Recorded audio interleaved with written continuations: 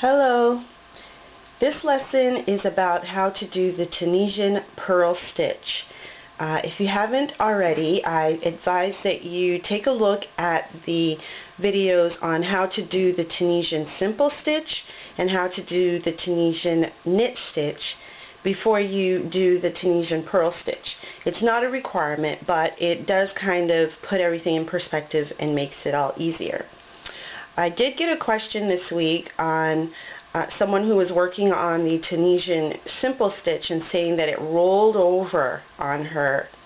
And what you will find is that the Tunisian stitches do roll on you, kind of when you do the single crochet, it kind of rolls. That is normal. It is not something that you're doing wrong.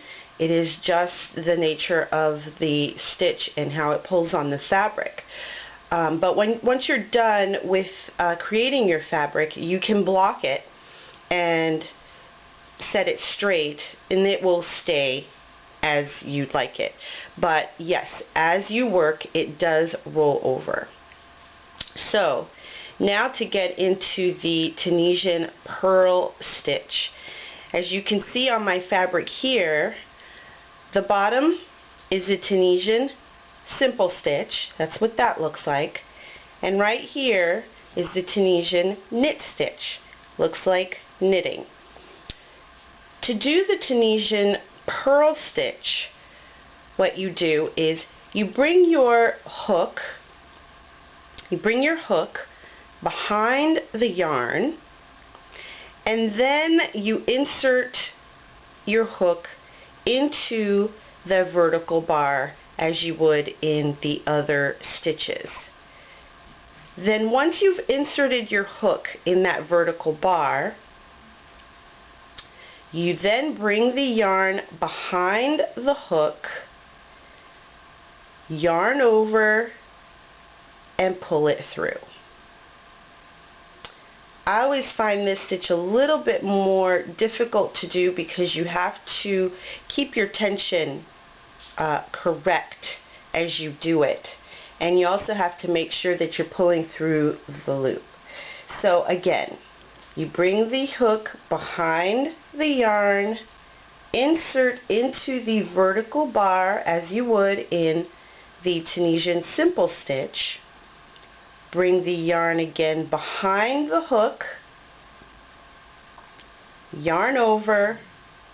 I usually hold the yarn down here at the base in order for it to not completely tighten over itself, and then pull it through and hold on the hook. Since we're going to go all the way across, I think that should be enough for you to get what's happening. So the hook goes behind the yarn, insert into the vertical bar as you would in the Tunisian simple stitch. Then you bring the yarn back to the other side of the hook. I hold here flat, yarn over, pull through.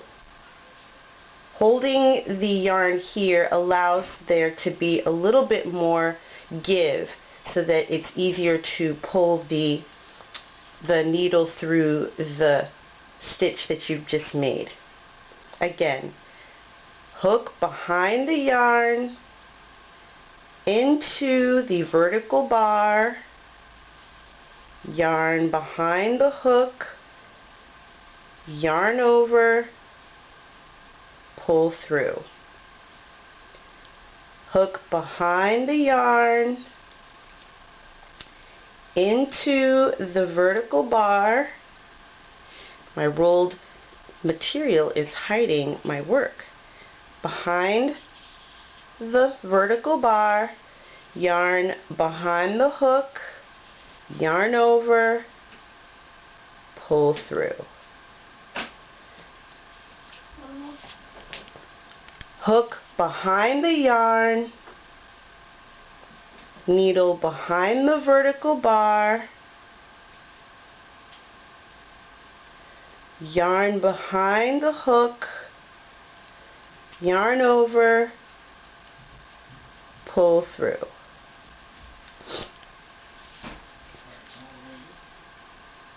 Behind the yarn, into the vertical bar, yarn behind the hook, yarn over, pull through.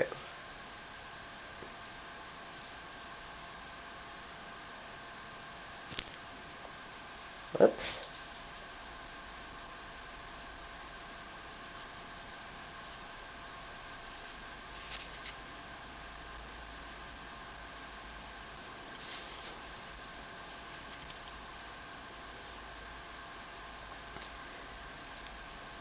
I find that this is a little bit more challenging than the other stitches because you have to manage the yarn as you go. But once you get the hang of it, it does become easier, as in everything else.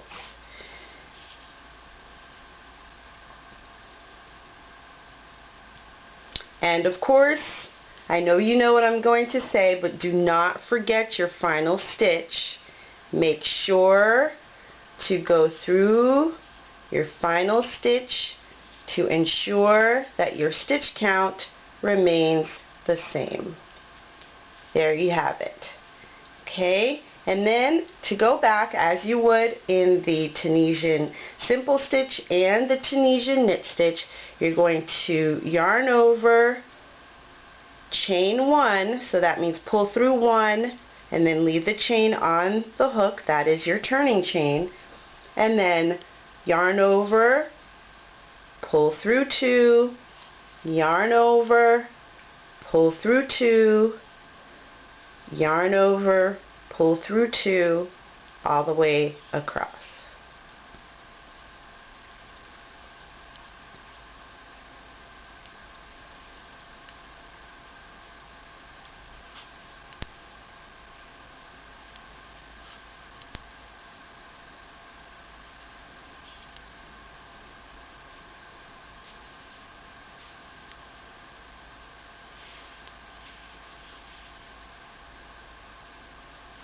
Till you have the last one on your hook.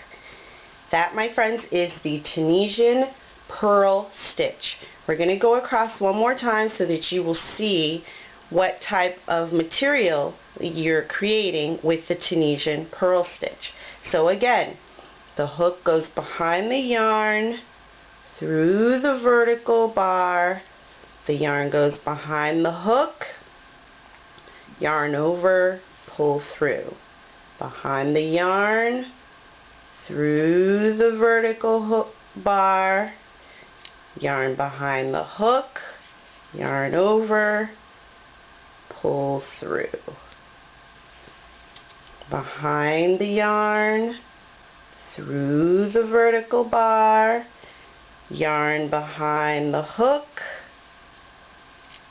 yarn over, and pull through.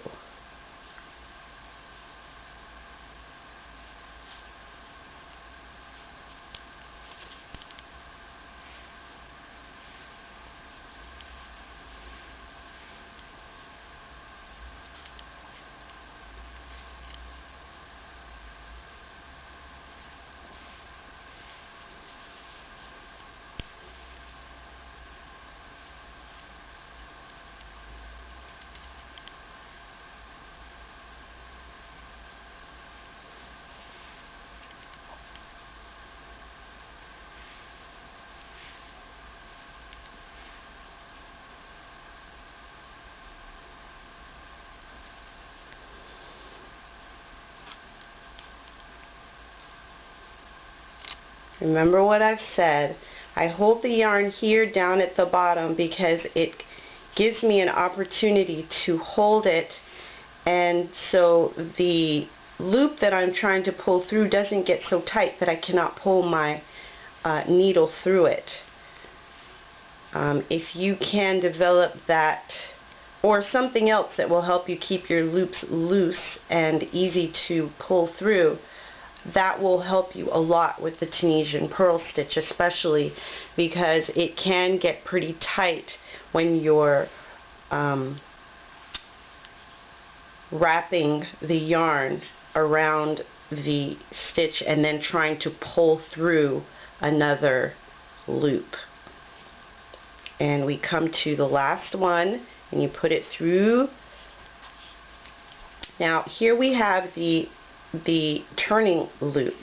What you want to do is put it through the vertical bar that you see right in front of you, because that is the stitch below and not the turning chain. And you pull it through. There you go. And then we're going to do our turning chain. Pull through one, and then we go across. Pull through two, yarn over, pull through two, yarn over, pull through two, yarn over, pull through two, yarn over,